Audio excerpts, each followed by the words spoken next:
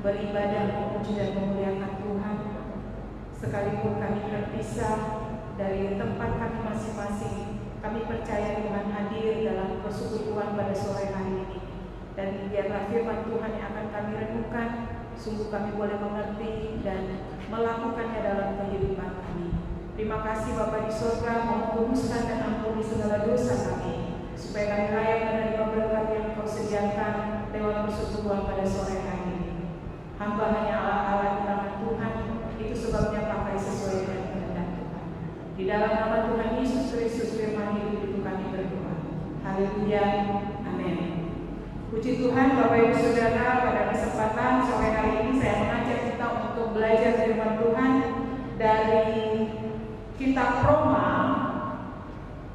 pasal 12 ayatnya yang ke-16. Roma 12 ayatnya yang ke-16. Mari Bapak Ibu Saudara, kita akan baca firman Tuhan ini bersama-sama. Saya akan membaca dari tempat ini, Bapak Ibu Saudara akan baca dari rumah masing-masing. Mari kita bersama-sama membaca.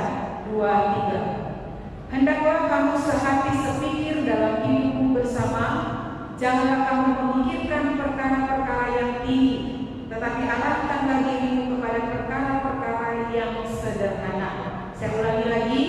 Hendaklah kamu sehati sepikir dalam hidupmu bersama. Janganlah kamu memikirkan perkara-perkara yang tinggi, tetapi arahkanlah dirimu kepada perkara-perkara yang sederhana. Amin. Bapak Ibu Saudara yang terkasih dalam Tuhan Yesus Kristus, judul firman Tuhan yang kita renungkan pada kesempatan ini yaitu tetap kuat di masa sulit, atau tetap teguh di masa sulit.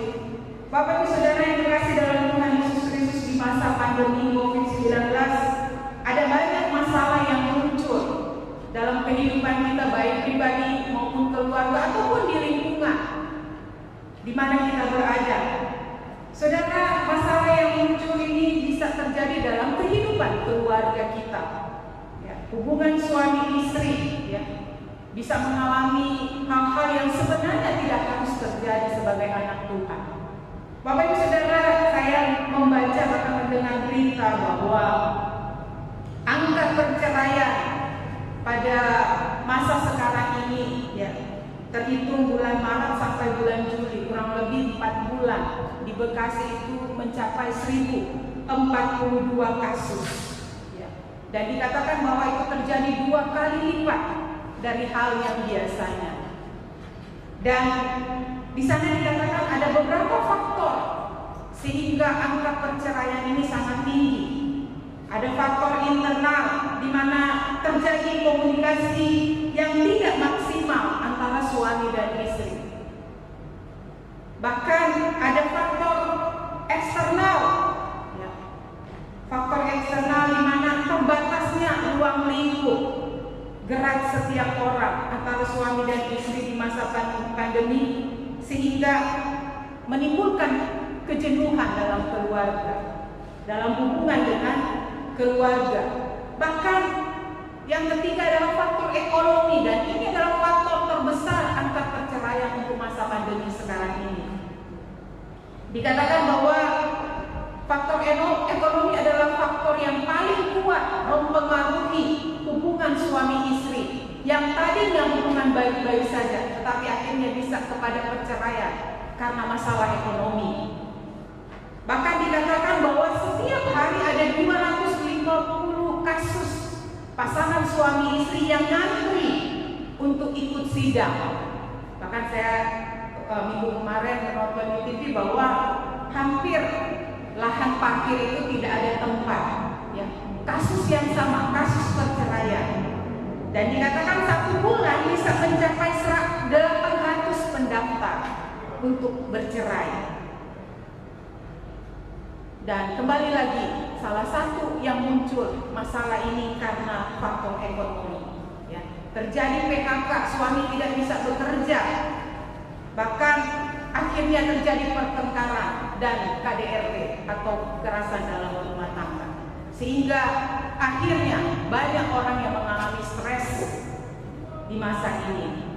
Itu hubungan suami dan istri. Ada hubungan lagi antara orang tua dan anak. Saya membaca di satu artikel bahwa hubungan orang tua dan anak ini terjadi hal-hal yang tidak diinginkan.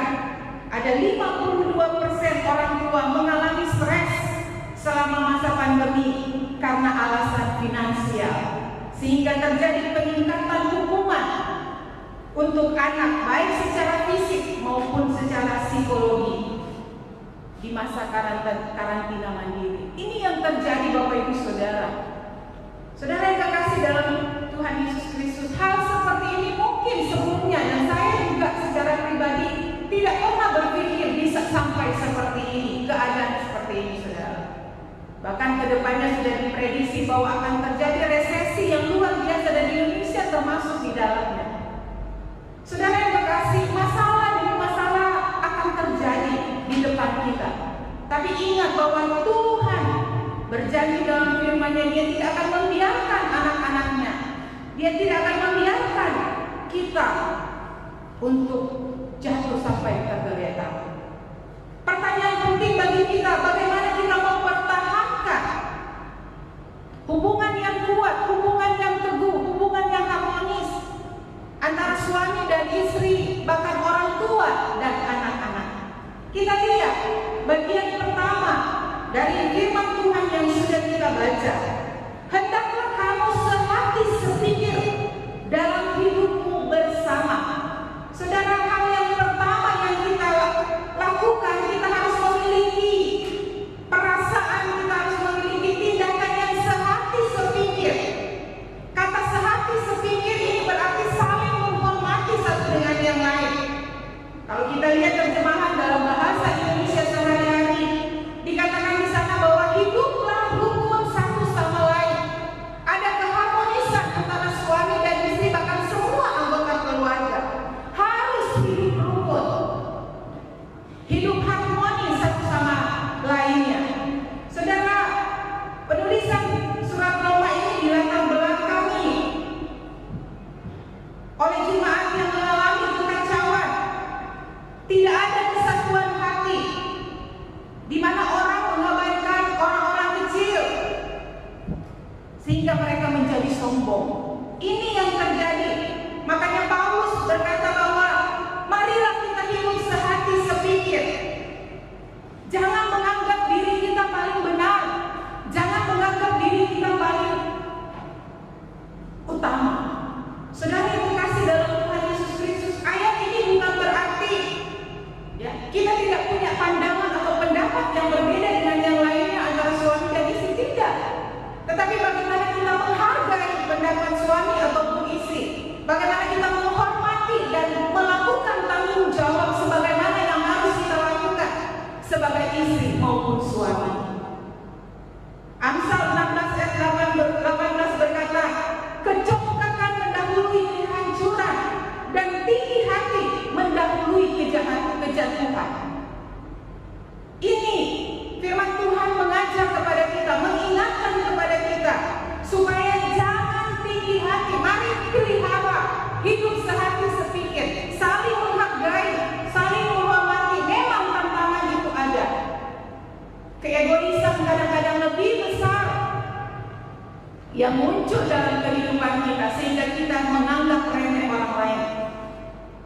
Kita tidak menghormati suami, kita tidak menghormati istri. Saya yang paling benar. Ini yang terjadi dalam kehidupan keluarga. Sehingga dikatakan tadi seperti apa yang sudah saya jelaskan, bahwa angka pertikaian, angka perceraian itu sangat tinggi. Padahal sebenarnya ada jalan keluar, ada solusi yang baik. Tetapi kenapa bisa terjadi? Karena keegoisan kita, karena tidak mementingkan kepentingan orang lain, hanya memikirkan kepentingan diri sendiri. Saudara, kalau kita mau kuat, teguh di dalam kehidupan keluarga kita, antara suami dan istri, antara orang tua dan anak, mari miliki sikap sehati sepikir, saling menghormati satu dengan yang lain, saling menghargai satu dengan yang lain, menganggap diri orang lain juga penting. Jangan sampai keegoisan menguasai hidup kita. Itu yang pertama yang kita renungkan dari bagian ini. Hendaklah kamu sehati sepikir dalam hidupmu bersama.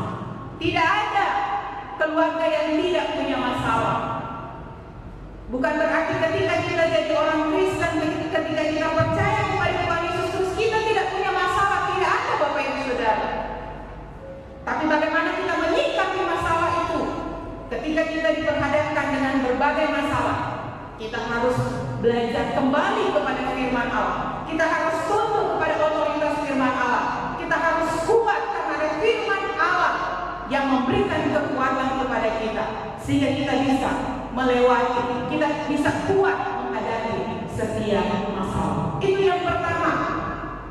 Mari kita hidup sehati sepikir.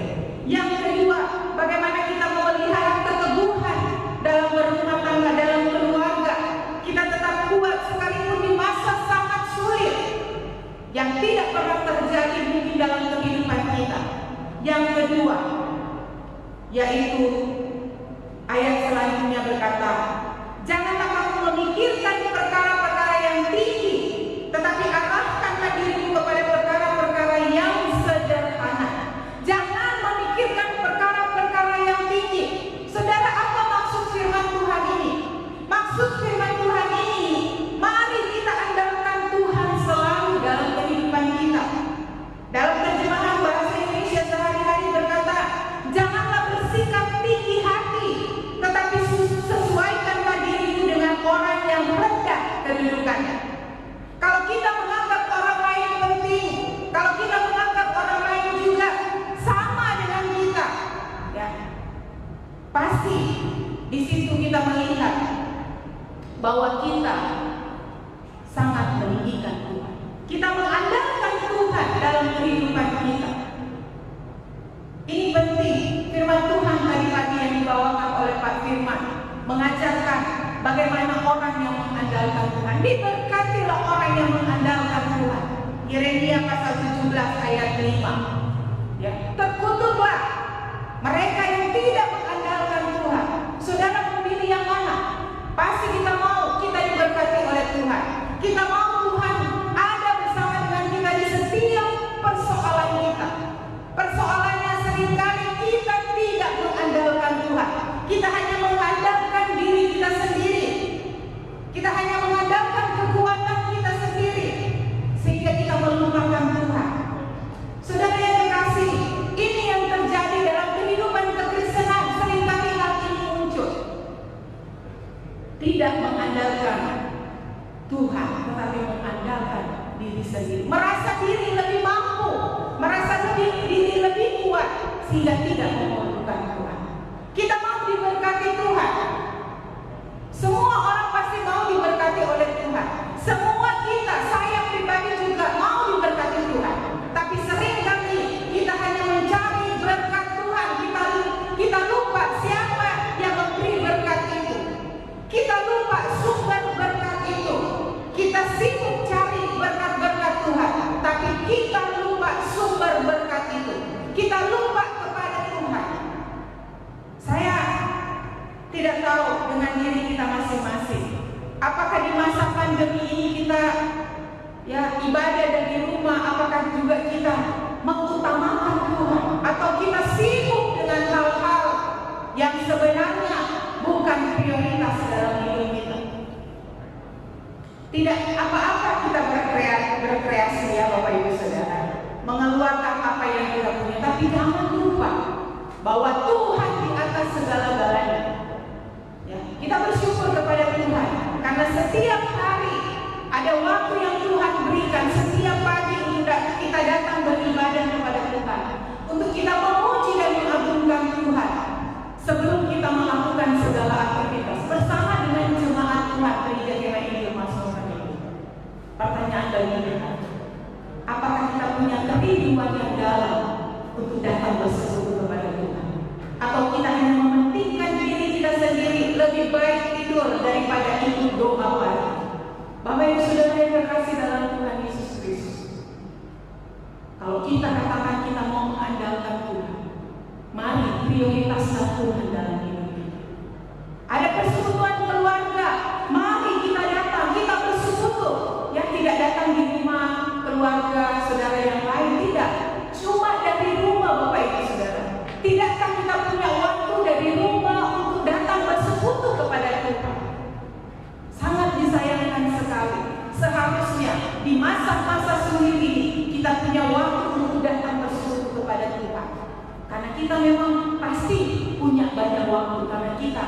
banyak dari rumah saya. Mari Bapak Ibu Saudara, andalkan Tuhan dalam kehidupan kita. Amsal 3 ayat 5 sampai 7 berkata, percayalah kepada Tuhan dengan segenap hatimu dan janganlah bersandar kepada pengertianmu sendiri. Akuilah Dia dalam segala lakumu, maka Ia akan meluruskan jalanmu. Janganlah kau menganggap dirimu sendiri bijak. Takutlah akan Tuhan dan jauhilah kejahatan. Mari milikilah sikap mengandalkan Tuhan dalam kehidupan kita. Orang yang mengandalkan Tuhan dalam kehidupannya, dia akan tunduk mutlak kepada otoritas firman Allah. Kita belajar dari jemaat di Korintus dalam 1 Korintus pasal 11 ayat 10 sampai 17. Kenapa ada perpecahan? Kenapa terjadi perselisihan di antara jemaat? Karena mereka tidak tunduk kepada otoritas firman Allah. Ayat 12 berkata, aku dari golongan Paulus, aku dari golongan Apolos, aku dari golongan Kefas, aku dari golongan Kristus. Mengapa bisa terjadi hal seperti ini? Karena tidak tunduk kepada otoritas firman Allah. Kalau kita tunduk kepada otoritas firman Allah, ketika kita mendengar firman Tuhan, ketika kita membaca firman Tuhan, kita akan bersedia membuka hati lebar-lebar untuk melakukan firman Tuhan. Memang Bapak Ibu Saudara, itu melakukan firman Tuhan butuh perjuangan. Yesus berkata bahwa ikutlah aku. Mengikut Yesus itu ya hal yang paling utama dalam hidup kita. Mengandalkan Tuhan dalam kehidupan kita. Ini firman Tuhan bagi kita pada sore hari ini. Mari di tengah situasi sulit, ya, hal pertama yang harus kita lakukan, mari miliki kehidupan sehari sehari, saling menghormati, saling menghargai antar keluarga, suami istri, bahkan orang tua dan anak-anak.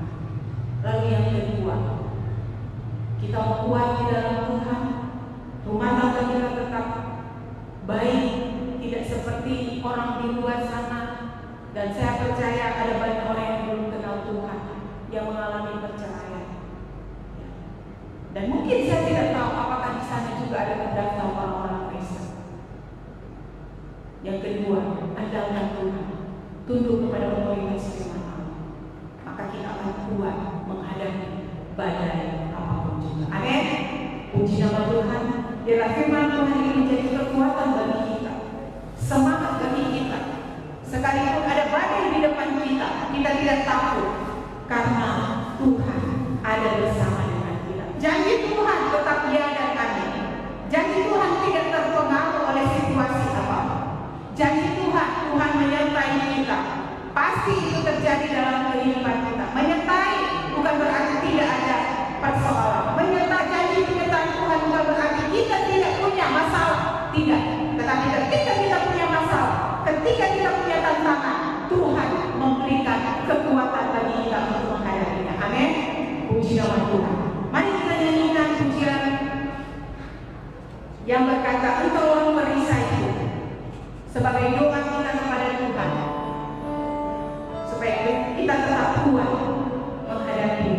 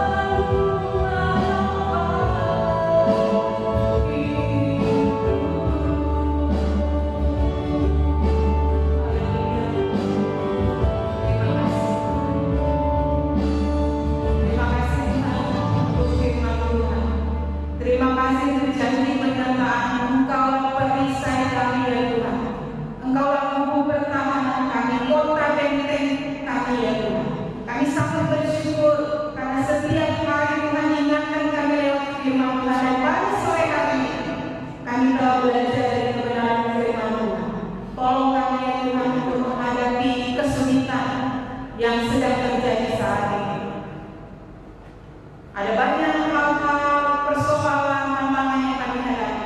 Tapi satu hal yang kami yakini bahwa di tengah persoalan kesulitan yang kami alami, ada Tuhan yang menyertai kami, ada Tuhan yang menguatkan kami, ada Tuhan yang memberikan keteguhan bagi kami sehingga kami mampu berdiri sampai saat ini. Hamba berdoa dari tempat ini untuk Bapak Ibu Saudara yang sedang mengalami masalah persoalan dalam hidupnya. Secara persis kami tidak tahu Tuhan, tapi Engkau Allah yang Maha tahu. Engkau sanggup melakukan perkara yang ajaib bagi kehidupan Bapak Ibu Saudara. Tuhan akan memberikan kekuatan bagi mereka. Masalah ekonomi, masalah-masalah yang lain yang terjadi, Tuhan berikan mereka kekuatan. Tolong mereka untuk kuat di dalam Tuhan. Biarlah firman Tuhan ini menjawab setiap persoalan kami. Terima kasih Bapak di surga, begini juga dengan anak-anak semua. Terus diberkati oleh Tuhan. Biarlah janji penyertaan Tuhan terus ada di dalam hati kami, sehingga kami tidak sampai berpaling dari Engkau, tapi kami kuat mengikut Tuhan sampai selama-lamanya. Terima kasih Bapak di surga, kami mengucap syukur. Apa akan berhenti berbicara, tapi biarlah Roh Kudus yang tidak terbatas oleh ruang dan waktu akan berbicara terus dalam kehidupan kami, akan tolong kami semua untuk tetap kuat di dalam Tuhan. Di dalam nama Tuhan Yesus Kristus kami berdoa. Haleluya, haleluya, amin. Puji Tuhan. Terima kasih, Tuhan Yesus memberkati.